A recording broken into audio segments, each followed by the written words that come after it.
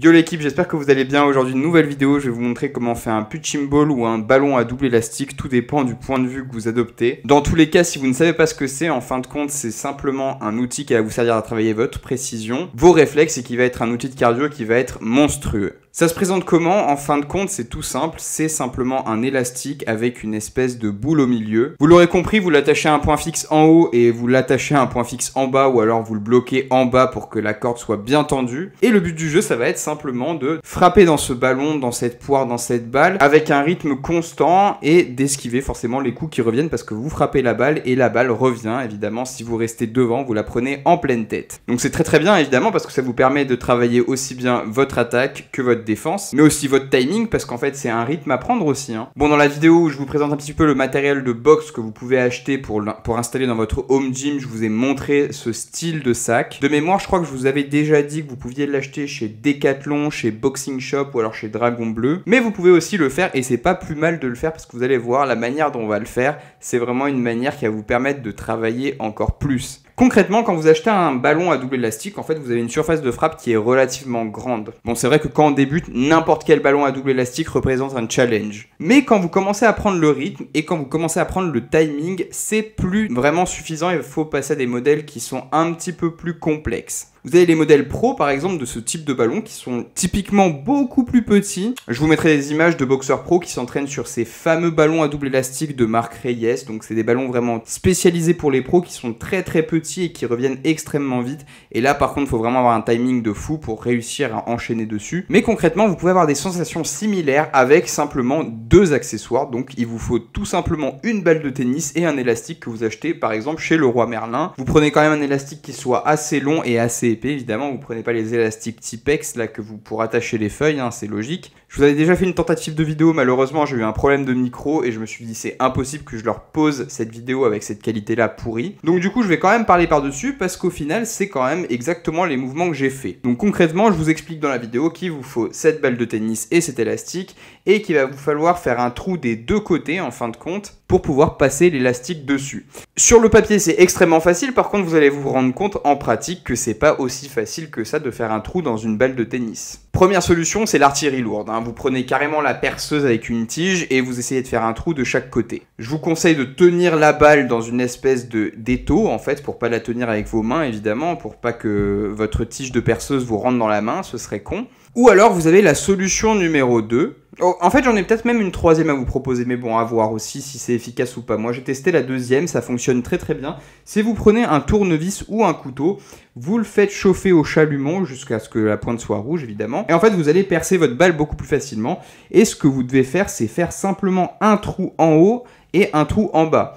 Et une fois que vos deux trous sont faits, ce que vous allez faire, c'est venir couper sur les côtés sous forme de croix. En fait, vous allez faire une croix sur le trou. Vous allez agrandir le trou en forme de croix, justement pour pouvoir serrer la balle de tennis et passer en fait le câble, l'élastique à l'intérieur beaucoup plus facilement. Donc ce que vous faites, c'est que vous allez passer votre élastique d'un côté, donc ça va être relativement facile, et après ce qu'il va falloir faire, c'est venir le chercher de l'autre côté. Donc essayez de mettre le plus possible d'élastique dans la balle de tennis, et en fait ce que vous allez venir faire, c'est prendre un tournevis, le passer dans l'autre orifice, et chercher cet élastique et le tirer vers vous tout simplement.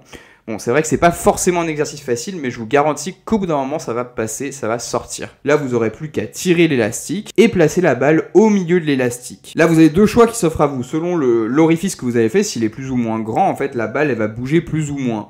Moi, ce que je vous conseille de faire, c'est de faire un nœud juste en bas du trou. En fait, ce qui va permettre que la balle ne bouge pas vers le bas, en fin de compte. Vous pouvez le faire des deux côtés, mais moi, personnellement, j'ai fait le choix de pas le faire. Parce qu'en fait, le trou en fait est suffisamment large pour que le câble passe, mais il n'est pas trop large pour que la balle se balade, donc je peux la bouger. Ça va être très intéressant parce que si on va la placer par exemple sur mon rack à squat, en fait je vais pas savoir forcément la hauteur à laquelle me placer en fait. Donc comme j'ai pas fait de nœud en dessous, je peux simplement bouger la balle sur l'élastique. Chose que vous ne pouvez pas faire évidemment si vous avez fait un nœud. Je vais vous laisser une petite vidéo d'entraînement, je pense que vous allez bien aimer. Franchement, testez, essayez, c'est vraiment très agréable de s'entraîner dessus. C'est hyper ludique, c'est beaucoup plus ludique qu'un sac de frappe parce que du coup il y a cette balle qui revient vers vous, vous devez la bloquer, l'esquiver, etc. Puis c'est pas facile de la toucher non plus, donc ça va vraiment vous entraîner en fait à travailler sur quelque chose qui est en mouvement et au final c'est ce qui s'applique vraiment en combat.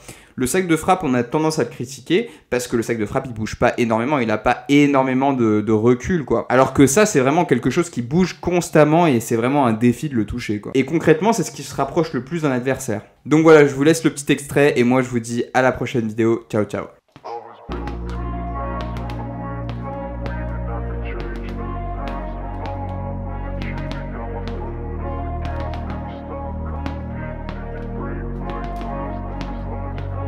I wanna be the best in the game, invest in my name, check no restraints, I'm obsessed with the pain, I ingest, I retain, assess and I change, possessed by the thought I'll be free one day from society's restraints, money, clout and fame, mud, disease, a plague, we all love to hate, have to play the game, have to make a name, all our insecurities are on display. This is war with the enemy, think that it was meant to be, living in a time where disease is on every screen, I won't let them fester me, I know most are festering, negativity is a plague for the mentally weak, no mercy, all I got is working, never stop searching, never quench the thirsty, I'm toxic and psychotic, with this logic, you can't stop it, it's been chronic, since I was a boy, so neurotic and chaotic, built to last with the webs I'm weaving, I could change the past with all I'm achieving, got my foot on gas, never stop competing, if you break like glass, then this life's gonna eat 'em, make mistakes real fast, then you learn how to beat 'em, if you take off the cast, you can see all the healing, if the pain's in the past, move on from the grave and put your foot on the gas, no, never